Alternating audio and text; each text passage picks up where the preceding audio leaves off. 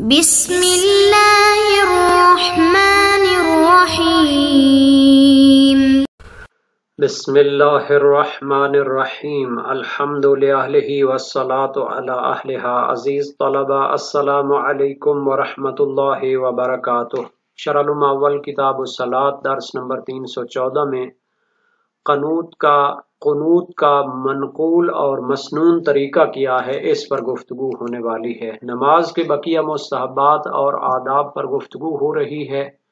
نماز واتر میں قنوت کی تحقیق پیش کی جائے گی۔ شہید ثانی کی قنوت کے متعلق بعض روایات پر تبصرہ بھی ہوگا۔ قنوت کا منقول اور مستحب طریقہ بھی ذکر کیا جائے گا۔ متعلقہ روایات اور آراء فقہی کا تذکرہ بھی ہوگا۔ سب سے پہلے عبارت کو دیکھتے ہیں۔ فرمایا والوتر ففیہا قنوتان قبل الرکوع وبعدہ، وقیل یجوز فعل القنوت مطلقا قبل الرکوع وبعدہ، وهو حسن للخبر وحمله على التقیۃ ضعیف لأن العامة لا يقولون بالتخییر۔ نماز واتر میں دو قنوت ہوتے ہیں، ایک رکوع سے پہلے قنوت پڑھا جائے اور ایک اس کے بعد پڑھا جائے۔ تو یہ ظاہراً مشہور فتوے کے تو خلاف ہے، لیکن بہرحال شہید ثانی کی تحقیق یہ ہے کہ نماز واتر میں دو قنوت ہونے چاہیے، ایک رکوع سے پہلے اور ایک اس کے بعد۔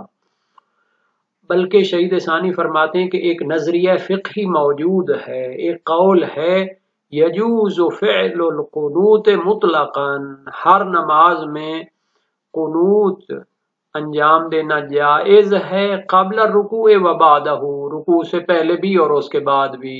ہر نماز میں بھی کیا ہے، انسان دو رکوع پڑھ سکتا ہے، دو قنوت پڑھ سکتا ہے، رکوع سے پہلے اور اس کے بعد بھی۔ وَهُوَ حَسَنٌ لِلْخَبَرِ، شہید ثانی فرماتے ہیں کہ یہ نظریہ بہتر ہے، لِلْخَبَرِ، چونکہ روایت موجود ہے اس مطلب کی۔ اچھا، اب مشہور نظریہ کیا ہے؟ وہ کہتے ہیں کہ ایک نماز میں ایک قنوت ہوتا ہے دوسری رکعت کے رکوع سے پہلے، حالانکہ روایت موجود ہے کہ ہر نماز میں دو قنوت بھی پڑھ سکتے ہیں۔ تو وہ پھر علماء آ کے اس سے مراد لیتے ہیں کہ یہ روایت جو آئی ہے دو قنوتوں والی ہر نماز میں، تو اس سے مراد اضطراری اور مجبوری کے حالات ہیں۔ اس حالت میں یہ چیز جو ہے نا صادر ہوئی ہے ائمہ معصومین سے۔ شہید ثانی فرماتے ہیں کہ اس روایت سے مراد جس میں ہر نماز میں دو قنوت کی بات کی گئی ہے، اس سے مراد تقیہ اور اضطراری اور مجبوری کے حالات لینا ضعیف ہے۔ چونکہ مثلا شیخ طوسی نے بہت ساری جگہوں پر ایک مسئلے کو حل کرنے کے لیے اور محل نزاع سے اس کو خارج کرنے کے لیے روایتوں کو تقیہ یا اضطراری حالات مراد لے لیے ہیں۔ اسی طرح صاحب وسائل نے وسائل و شیعہ میں بہت ساری روایت پر یہ جو ہے نا جی کیا ہے لاحقہ لگا دیا ہے۔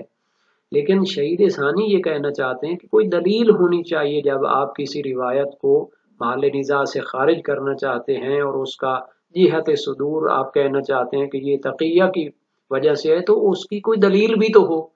دلیل کے بغیر تقیہ اور اضطراری حالات کو مراد لینا ضعیف، یہ بلا دلیل ہے اور کمزور نظریہ ہے۔ کیوں؟ لأن العامة لا يقولون بالتخییر، چونکہ جن کی وجہ سے آپ تقیہ کا نظریہ اختیار کر رہے ہیں وہ تو تخییر کے قائل ہی نہیں ہیں، وہ تو اس طرح قنوت کے بارے میں نظریہ رکھتے ہی نہیں کہ آپ کہیں کہ یہ جو روایت آئی ہے ان کی وجہ سے آئی ہے۔ مثلا عامہ سے زیادہ تر ایسی باتوں میں مراد وہ ظالم بادشاہ ہوتے ہیں جو ائمہ معصومین کے دور میں اپنے لوگوں کو چھوڑتے تھے تاکہ ان کی باتوں کو لے کر آئیں اور ان کو پھر بعد میں جو ہے نا جی زہر سے یا مثلا تلوار سے شہید کیا جائے۔ اب وہ لوگ تو اس طرح کی باتوں میں پڑھتے ہی نہیں تھے، وہ تخییر کے قائل ہی نہیں تھے، تو آپ کیسے کہتے ہیں کہ اس روایت کو ان کی وجہ سے آپ کہیں کہ یہ تو اصلاً حکم شرعی بیان کرنے کے لیے آئی ہی نہیں ہے؟ روایت موجود ہے اور مستحب کے مقام پر آپ اس روایت کو مان لیں تو کوئی حرج نہیں ہے۔ دو قنوت پڑھیں تو اس سے کیا ہو جائے گا جناب علی، مستحب حکم ہے اور جتنا زیادہ اتنا جناب علی اس میں فضیلت بڑھے گی۔ تو بہرحال یہ شہید ثانی کا نظریہ ہے۔ وَلْيَكُنْ القنوت بالمرسوم علی الافضل، فرماتے ہیں کہ افضل طریقہ یہ ہے کہ منقول اور مسنون جو قنوت ہے وہ پڑھا جائے، قنوت منقول طریقے والی جو دعائیں ہیں ان کے ساتھ پڑھا جائے، افضل طریقہ یہ ہے۔ وَيَجُوزُ بِغَيْرِهِ، دوسری بھی دعائیں وغیرہ جو ہے وہ قنوت میں پڑھی جا سکتی ہیں جو منقول نہیں ہیں لیکن ان میں اچھے مطالب ہیں۔ وَأَفْضَلُهُ كَلِمَاتُ الْفَرَاج، اور منقول جو دعائیں ہیں قنوت کی ان میں افضل ترین جو ہے وہ کیا ہے، کلمات الفرج ہیں، ابھی ان کو روایت کی روشنی میں ہم بیان کریں گے۔ وَبَعْدَهَا، اور کلمات الفرج کے بعد جس منقول قنوت کی فضیلت ہے وہ ہے اللہم اغفر لنا وارحمنا وعافنا وعف عنا فی الدنیا والآخرہ انک علی کل شیء قدیر۔ وَأَقَلُّهُ سبحان اللہ ثلاثا او خمسا، اور کم ترین مقدار قنوت کی کیا ہے، سبحان اللہ 3 مرتبہ پڑھ دے، او خمسا یا 5 مرتبہ۔ قنوت کے آداب اور مستحبات کیا ہیں، فرماتے ہیں وَيُسْتَحَبُّ رَفْعُ الْيَدَيْنِ بِهِ مُوَازِيًا لِوَجْهِهِ، قنوت کے لیے ہاتھوں کو بلند کرنا مستحب ہے، موازیاً لِوَجْهِهِ، اپنے چہرے کے سامنے اور اس کے بالمقابل ہاتھوں کو اٹھایا جائے۔ بُطُونُهُمَا إِلَى السَّمَاءِ، ہاتھوں کی جو اندرونی حصہ ہتھیلیاں ہیں ان کو آسمانوں کی طرف رکھے۔ مضمومۃ الاصابع، اور انگلیاں ملی ہوئی ہوں، الا الابہامین، اور انگوٹھے کھلے ہوں۔ والجہر بہ للامام والمنفرد والسر للماموم، اور قنوت پڑھتے وقت بلند آواز سے پڑھنا چاہیے۔ امام جماعت اور پیش نماز کے لیے ادب یہ ہے کہ وہ بلند آواز سے پڑھے۔ فرادہ بھی جو نماز پڑھتا ہے علیحدہ طور پر، جماعت کے ساتھ جو نماز نہیں پڑھ رہا، اس کے لیے بھی ہے کہ قنوت بلند آواز سے پڑھے۔ وَالسِّرُّ لِلْمَأْمُومِ، اور جو مقتدی ہے پیش نماز کے ساتھ نماز پڑھ رہا ہے تو وہ آہستہ آواز سے پڑھے، کیونکہ امام اونچی آواز سے پڑھے گا، ادھر سارے مقتدی بھی اونچی آواز سے پڑھیں تو پھر وہ جو ہے نا نظام درہم برہم ہو جاتا ہے اور اس میں آوازیں جو ہے نا جی وہ اختلاط ہو سکتا ہے، اس وجہ سے مقتدی جو ہے نا آہستہ آواز سے پڑھیں گے۔ تو اب ہم آتے ہیں، یہ جو شہید ثانی نے تحقیق پیش کی ہے کہ نماز واتر میں 2 قنوت ہوتے ہیں، رکوع سے پہلے بھی اور بعد میں بھی۔ حالانکہ مشہور فقہاء کا نظریہ ہے کہ واتر میں ایک ہی قنوت ہوتا ہے رکوع سے پہلے، اس کی بہت زیادہ روایات ہیں، ان میں سے ایک ہے صحیح معاویہ بن نمار الساباتی جلیل القدر راوی ہے ثقہ، امام صادق علیہ السلام سے روایت کی ہے عن القنوت فی الواتر، نماز واتر میں قنوت کے بارے میں۔ فقال علیہ السلام قبل الرکوع، امام نے فرمایا بھائی ایک ہی رکوع ہے، وہ رکوع ایک ہی قنوت ہے رکوع سے پہلے۔ یہ روایت باب نمبر 18 ابواب قنوت میں پائی جاتی ہے۔ محقق حلی نے اپنی کتاب المعتبر میں ایک نظریہ اختیار کیا ہے، اور علامہ حلی نے اس کو تذکرۃ الفقہاء میں، اور شہید اول نے دروس میں، اور شہید ثانی نے اپنی اسی شرح لمع میں اس کو اختیار کیا ہے۔ فرماتے ہیں کہ نماز واتر میں 2 قنوت ہوتے ہیں، رکوع سے پہلے اور بعد میں۔ اس کی دلیل کیا ہے، مرسلہ احمد بن عبد العزیز رازی ہے امام ابو الحسن الاول یعنی امام کاظم علیہ السلام سے، کان اذا استوى من الرکوع فی آخر رکعتہ من الواتر قال اللہم انک قلت فی کتابک المنزل كانوا قليلا من الليل ما يهجعون وبالاسحار هم يستغفرون، یہ تو آیت ہے سورہ ذاریات آیت 17-18۔ قال والله هجوعي وقل قيامي وهذا السحر وانا استغفرك لذنوبي استغفار من لا يملك لنفسه ضرا ولا نفعا ولا موتا ولا حیاتا ولا نشورا ثم یخر ساجدہ، پھر سجدے میں چلے جاتے تھے۔ تو یہ ایک روایت ہو گئی ان کی دلیل کہ رکوع سے جب سر اٹھاتے تھے آخری رکعت واتر کی تو پھر یہ قنوت پڑھتے تھے۔ اور کافی کی روایت میں ہے جناب، یہ روایت جو تھی مرسلہ احمد بن عبد العزیز مستدرک الوسائل باب 16 ابواب قنوت میں موجود ہے۔ کافی کی روایت کان ابو الحسن الاول اذا رفع راسه من آخر رکعت الواتر قال، امام کاظم علیہ السلام جب نماز واتر کی رکعت سے سر اٹھاتے تھے تو یہ فرماتے تھے، یعنی یہ قنوت پڑھتے تھے، دعا پڑھتے تھے، ھذا مقام من حسناتہ نعمت منک وشکرہ ضعیف وذنبہ عظیم ولیس لہ الا رفقک ورحمتک فإنک قلت فی کتابک المنزل علی نبیک المرسل صلی اللہ علیہ وآلہ۔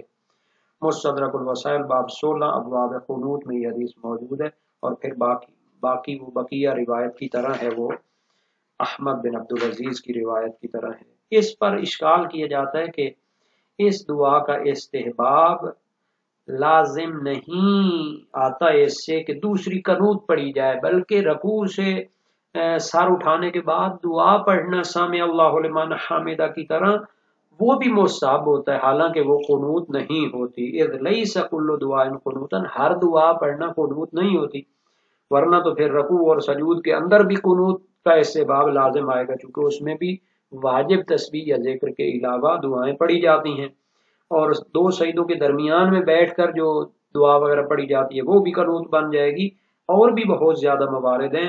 تو اس کو حالانکہ کوئی فقیہ نہیں مانتا، تو جناب شہید ثانی کی یہ جو تحقیق تھی اس میں اشکال ظاہر ہو گیا۔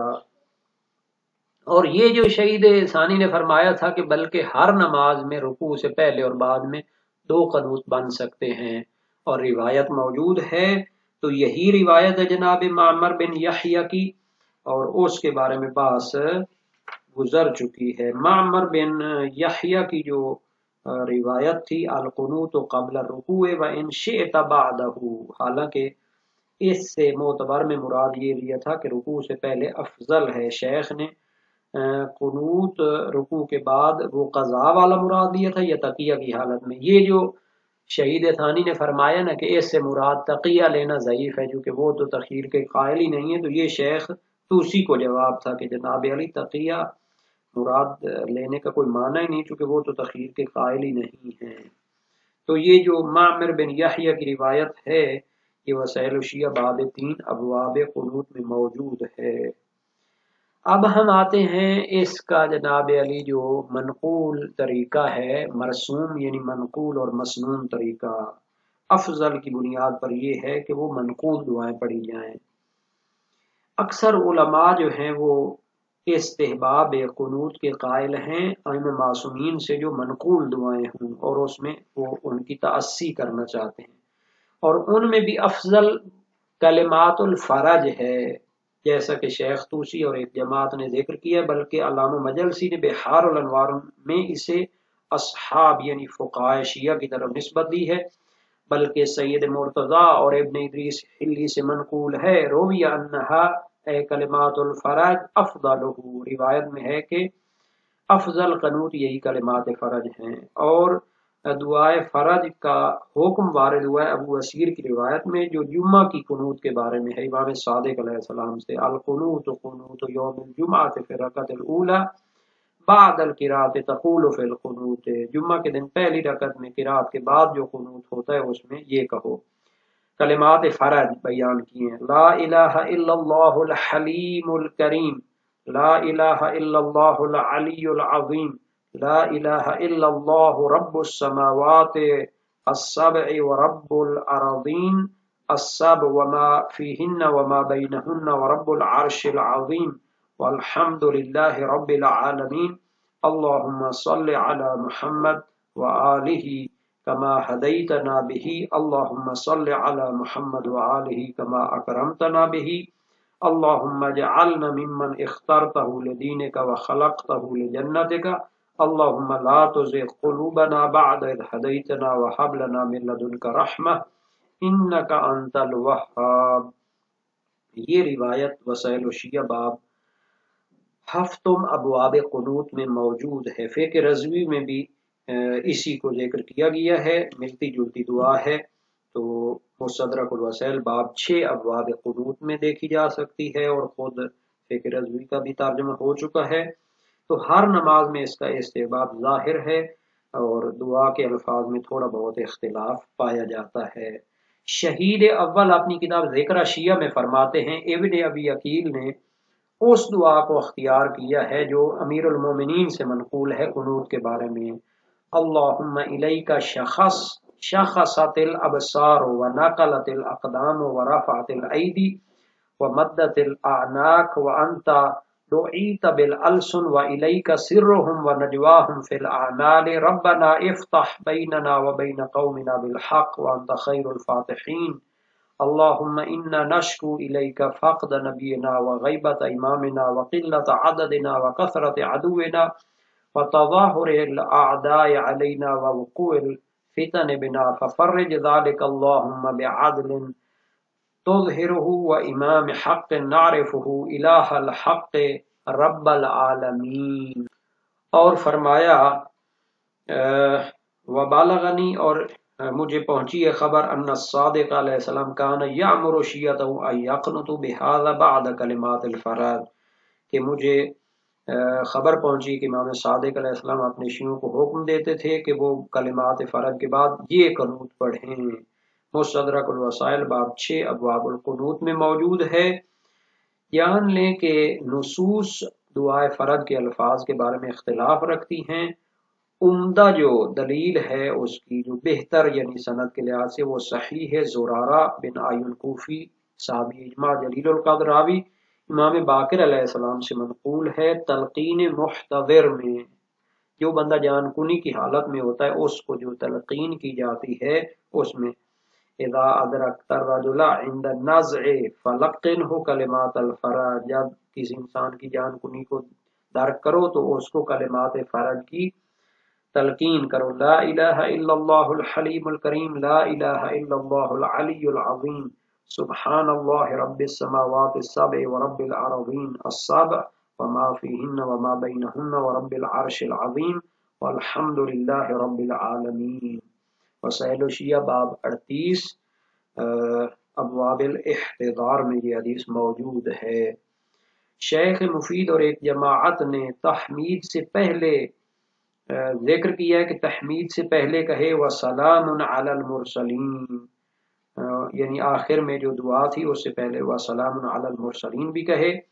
ہاں سلیمان بن حفص مروزی نے امام ابو الحسن ثالث یعنی امام ہادی علیہ السلام سے روایت کی ہے لا تقل فی صلاۃ الجمعہ فی القنوت سلام علی المرسلین، نماز جمعہ کی قنوت میں سلام علی المرسلین نہ کہو۔ یہ وسائل شیعہ باب ہفتم ابواب قنوت میں حدیث موجود ہے۔ ایک قول ہے کہ یہ نہی اس احتمال کی وجہ سے ہے کہ اسے کوئی سلام محلل نہ سمجھ لے، یعنی وہ سلام نہ سمجھ لے کہ جس کے ساتھ نماز سے خارج ہو جاتے ہیں۔ اس میں اشکال یہ ہے کہ نماز کے بقیہ اجزاء تمام ہونے سے پہلے کوئی بندہ رکوع سے پہلے جو قنوت پڑھی جا رہی ہے اس سے اپنی نماز سے تحلیل سمجھ سکتا ہے کہ میری نماز ختم ہو گئی ہے۔ جو چیز اس مشکل کو حل کر سکتی وہ یہ کہ اس روایت کی سند بھی درست نہیں ہے، ضعیف ہے۔ اس کے بعد جو فضیلت میں کلمات الفرج کے بعد دعا آتی ہے تو یہ دعا نقل کی ہوئی ہے، کئی روایات میں یہ آئی ہے۔ صحیح ہے سعد بن ابی خلف نے امام صادق علیہ السلام سے روایت کی ہے یجزی کا فی القنوت، قنوت میں تمہارے لیے یہ کافی ہے، اور یہ دعا بیان کی ہے جو شہید ثانی نے بھی بیانی نقل کی ہے، باب ہفتم ابواب قنوت میں موجود ہے۔ اور کم ترین جو قنوت ہوتا ہے وہ 3 مرتبہ سبحان اللہ یا 5 مرتبہ سبحان اللہ کہنا ہے۔ 3 مرتبہ سبحان اللہ کی دلیل ہے خبر ابو بکر بن ابو سماک امام صادق علیہ السلام سے فرمایا یجزی من القنوت 3 تسبیحات، 3 تسبیحیں جو ہیں قنوت کے لیے کافی ہیں۔ اور 5 مرتبہ کی دلیل ہے ابو بصیر کوفی کی روایت امام صادق علیہ السلام سے سألت ابا عبداللہ علیہ السلام عن ادنى القنوت، میں نے کم ترین قنوت کے بارے میں امام صادق علیہ السلام سے سوال کیا، فرمایا 5 تسبیحات۔ تو یہ جو روایات ہیں باب 6 ابواب قنوت میں موجود ہیں۔ مرسل حریز بن عبداللہ سجستانی بلوچستانی امام باقر علیہ السلام سے روایت کرتے ہیں یجزی کا من القنوت 5 تسبیحات فی ترسل، 5 تسبیحیں ٹھہر ٹھہر کر پڑھ دیں قنوت میں تو کافی ہیں۔ یہ جو فرمایا ہے کہ چہرے کے برابر ہاتھوں کو اٹھائے، اس کی دلیل اصحاب کی طرف اسے نسبت دی گئی ہے جیسا کہ معتبر محقق حلی اور ذکر شیعہ شہید اول میں ہے، اور صحیح عبداللہ بن سنان کوفی میں یہ ہے۔ امام صادق علیہ السلام سے، ترفع یدیک فی الوتر حیال وجہک، نماز واتر کی قنوت کے لیے دونوں ہاتھوں کو اٹھاؤ اپنے چہرے کے برابر، اور یقین ہے کہ کوئی فرق نہیں ہے نماز واتر کی قنوت کے طریقے میں اور دوسری نمازوں کے قنوت کے طریقے میں۔ شیخ مفید فرماتے ہیں کہ سینے کے برابر بھی ہاتھوں کو اٹھا لے تو کافی ہے، اور اس کی وجہ اور دلیل ظاہر نہیں ہے۔ اچھا، ہاتھوں کا جو ہتھیلی ہے وہ اوپر ہونی چاہیے، تو اصحاب کی طرف اسے نسبت دی گئی ہے معتبر اور ذکرہ میں، اور یہ تسامد ادلہ سنن کے تحت کافی ہے۔ اس کے لیے صحیح عبداللہ بن سنان سے بھی استدلال کیا گیا، وَتَتَلَقَّى بِبَاطِنِهِمَا السَّمَاءَ، اپنے ہاتھوں کی ہتھیلی کو آسمان کی طرف اٹھائیں، لیکن یہ جو اضافہ ہے اس روایت میں اگرچہ معتبر اور ذکرہ میں منقول ہے، لیکن وسائل الشیعہ میں اور تہذیب اور فقہ میں نہیں ہے، تو اگرچہ وہ روایت اس میں ہے۔ اور جہر و اخفات کے بارے میں بھی جو بات انہوں نے کی ہے، تو اس کے بارے میں جناب علی صحیح زرارہ دلیل ہے، اور معموم کے لیے ایسا آواز سے پڑھنے کی خبر ابو بصیر دلیل ہے۔ اور یہ جو روایات ہیں باب 21 میں موجود ہیں ابواب قنوت میں، صحیح زرارہ، اور خبر ابو بصیر باب 52 میں ابواب صلاۃ الجماعت میں موجود ہے۔